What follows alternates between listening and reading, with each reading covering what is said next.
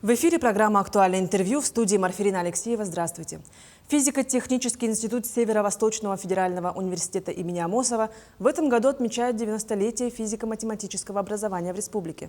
Сегодня мы поговорим о том, как живет институт, какие проекты реализуются и почему стоит выбрать это направление. Гостья у нас в студии Надежда Савинова, профессор, заведующая кафедрой теплофизика и теплоэнергетика ФТИ СВФУ. Надежда Александровна, здравствуйте. Здравствуйте. Расскажите, пожалуйста, как началась история физико-математического образования у нас в Якутии? Так, физико-технический институт наш – это одно из крупных подразделений старейших нашего университета, и свое начало берет с 1934 года, со дня основания Якутского государственного пединститута. Это было 8 октября 1934 года, и впервые пединститут открылся с 2 отделениями. Физмат-отделение, куда поступили 31 студент, и историческое 21 студент. И вот первые студенты, учителя физики, закончили пединститут в 1938 году, и оттуда начинается, конечно, развитие физического образования, подготовка учителей, научных работников, в будущем и инженерных кадров. Так. Затем, после пединститута, развитие физмат-факультета связано с Якутским государственным университетом. Это 1956 год. И в это время было 2 кафедры физических: кафедра общей физики и кафедра теоретической и экспериментальной физики с 2 специализациями – спектроскопия и космофизика. Дальнейшее развитие шло таким образом, что в 1977 году физико-математический факультет разделился на 2 факультета – физический факультет и математический факультет, как обычно в ведущих классических учебных заведениях. Первым деканом нашего физического факультета стал Егоров Иван Иванович, кандидат физмат-наук, который руководил факультетом 12 лет. И очень успешно факультет всегда был победителем соцсоревнования. И впоследствии Иван Иванович также открыл первую специальность у нас в России по технологии художественной обработки материалов. И в честь него в этом году дали имя крупному алмазу в нашей республике. И затем в 2000 году по указу нашего первого президента Михаила Ефимовича Николаева для обеспечения развития физического, инженерного, технологического развития был основан физико-технический институт на базе физического факультета с 3 факультетами – физическим, радиотехническим и энергетическим факультетом. Директором был назначен Голиков Иннокентий Алексеевич, доктор физмат-наук, профессор. Сейчас он на заслуженном отдыхе. И в этом учебном году, в конце, получается, что нашему институту еще исполняется 25 лет. Сегодня институт в своей структуре имеет 8 кафедр. И развивается, конечно, готовит специалистов, выполняет научные исследования по приоритетным направлениям науки и техники, технологий. Как же сейчас живет институт? Все меняется, каждый год новые требования по сдаче ЕГЭ, по поступлению и так далее. Как изменения в мире влияют на ваш институт? По велению времени, как скажем, как я сказала, у нас подготовка специалистов идет по приоритетным направлениям науки и техники. Сейчас физико-технический институт готовит специалистов по бакалавриату по 12 образовательным программам, по 9 направлениям. Готовит специалистов по фундаментальной физике, радиофизике, это физики, радиофизики, Затем по инженерным направлениям, это по радиотехнике. Программа называется «Мобильные и робототехнические системы и программирование». По электроэнергетике и электротехнике, там программа электроснабжения и цифровые энергосистемы. по теплоэнергетике и теплотехнике. Программа называется «Энергообеспечение предприятий». Это вот инженерные направления. И по технологиям тоже, значит, как я сказала, уникальная специальность у нас, да, благодаря Ивану Ивановичу и вот развитию вообще алмазно-гранильной отрасли, это технологии художественной обработки материалов. Будущие специалисты ювелирной и гранильной отрасли. Также автоматизация технологических процессов есть, так, и по направлению машиностроения, по технологии и оборудованию сварочного производства. Также, конечно, мы готовим главных наших, конечно, поставщиков, абитуриентов, скажем, да, от чего зависит качество будущих специалистов, учителей. У нас есть кафедра методики преподавания физики, которая готовит будущих учителей с двумя специальностями – учителей физики и информатики.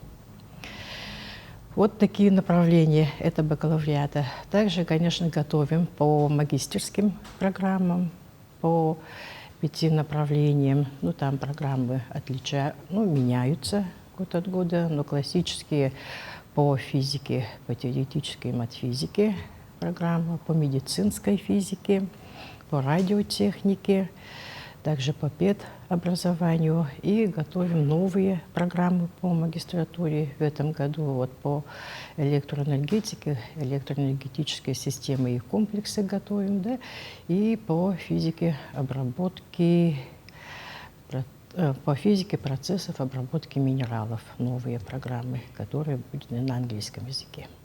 Да, очень много направлений. Да, и, конечно, 3-я ступень тоже у нас есть, подготовка аспирантов по 4 специальностям. Так что вот все уровни подготовки высшего образования мы проводим. Вот на ваш взгляд, почему в современном мире актуальна физика и где можно работать по окончанию вашего института? Ну, физика – наука о природе, физика, которая изучает законы вообще в окружающем нас мире, и в природе, и в технике, и в технологии. Никакая технология, техника невозможна без знания, да, физических процессов, без физики. Поэтому, конечно, физика – это фундамент техники и вообще технологического развития всей страны. Это стратегический ресурс инновационного развития. Поэтому, конечно, и все будущие инженера, технологи, конечно, они вот не могут быть хорошими специалистами высокого качества, да, без знаний фундаментальных дисциплин. А наши выпускники, ну, мы подготовим и фундаментальных физиков, да, они в основном идут, конечно, в научные учреждения. Наука тоже, без науки никак невозможно развитие общества. Инженера, они, конечно, все востребованы, и технологи тоже. Поэтому все выпускники наши, они вот по своим направлениям работают и востребованы. Давайте поговорим немного о том, какие проблемы сейчас стоят перед учителями физики. Очевидно, что сложности есть, и как можно с ними справляться. Да, вот сейчас, конечно, есть проблема именно по изучению вот фундаментальных дисциплин, как математики, физика особенно, да. Среди учеников, выбирающих, допустим, экзамен по окончанию школы, да, выбирающих ЕГЭ по физике вот последние годы, к сожалению, уменьшается. Так? Ну, это связано, во-первых, ну, эти предметы сложные очень, нехватка учителей, хотя готовим учителей, но, тем не менее, все равно вот учителей не хватает. Ну и, конечно, наверное, качество преподавания этих дисциплин тоже имеет свои, конечно, нюансы. Вот поэтому, а сейчас в стране, в общем-то, в целом, да, не хватает инженерных кадров. И поэтому, мне кажется, вот тоже сейчас такое время наступило, когда точные науки, математика, физика, они опять-таки приобретают очень огромную роль для развития страны. И сейчас тоже очень усиленно уделяется внимание на развитие вот этих предметов. И по ЕГЭ уже мы готовимся к изменениям. На все инженерные специальности также выпускники школ должны будут сдавать экзамены по математике и физике. Ну, пока в 2025 году в правилах приема сейчас как бы остается вот старые предыдущие правила, но с 2026 года это будет. И нам надо уже, конечно, готовиться к этому и заранее усилить внимание на преподавание, повышение качества этих дисциплин. И вот буквально скоро, 11-12 ноября, у нас университет совместно с Институтом повышения квалификации работников образования проводит педагогический форум. Организатором является вот наша кафедра методики преподавания физики. Именно вот усилить внимание, опять-таки. Проблемы решаются. Ну, конечно, решаются, смотрим с оптимизмом, хотя, конечно, они есть и серьезные проблемы. Какие-то, возможно, у вас есть конкретные советы ребятам, которые готовятся к сдаче ЕГЭ? Ну, самое главное, конечно, заранее выбирать свою будущую профессию, да, и готовиться к ним изначально, как говорят, идти и от простейшего к сложному. И, конечно, трудиться, учиться и учиться.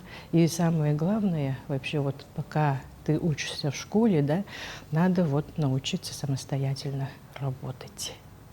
Действительно, очень. Да, это очень важно.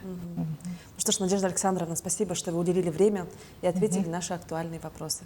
Спасибо. Это была программа «Актуальное интервью». До встречи в эфире.